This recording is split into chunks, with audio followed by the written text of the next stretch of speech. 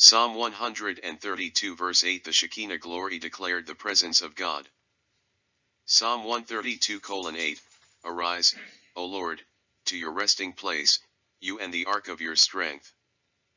As the center of worship was moved from the city of David to Solomon's temple, it would only be a natural thing for Israel to focus on the Ark of the Covenant, which symbolized the presence of God, even though the temple, as prodigious as it was incomplete and empty without the presence of the Ark. The prayer here is for the appearance of the Shekinah glory that symbolized God's presence in the tabernacle of old. You may recall that the Hebrew word Shekinah is in the Bible where God is said to settle in or dwell with. This word means where God is dwelling, settling, or where his divine presence is.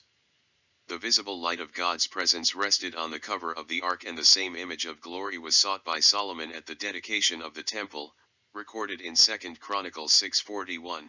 Now, therefore, arise, Lord God, come to your resting place, you and your powerful ark. May your priests, Lord God, be clothed with salvation, and may your godly people rejoice in goodness. HCSB, what they prayed for was that now the covenant symbol of the ark had found a permanent resting place, and they trusted that Jehovah would now abide with it forever.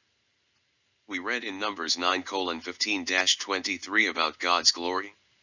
Now on the day that the tabernacle was erected, the cloud covered the tabernacle, the tent of the testimony, and in the evening, it was like the appearance of fire over the tabernacle, until morning. So it was continuously, the cloud would cover it by day, and the appearance of fire by night. Whenever the cloud was lifted from over the tent, afterward the sons of Israel would then set out, and in the place where the cloud settled down, there the sons of Israel would camp.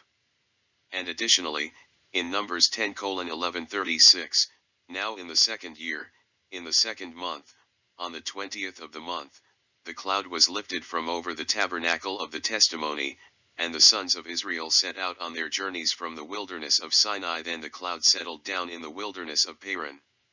So they moved out for the first time according to the commandment of the Lord through Moses. How we know that God's glory came down on Solomon's temple to signify God's presence was made evident some 300 years later in the book of Ezekiel, 9:3 and 10:18. Then the glory of the God of Israel went up from the cherub on which it had been, to the threshold of the temple.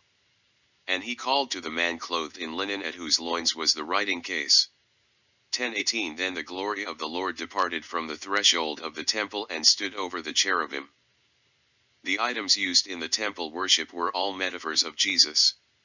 In tomorrow's lesson in verse 9, we will look at the garment of the priest and see if we can see the metaphors applied. If we are the temple of God, why doesn't the light of Christ emulate from more Christians?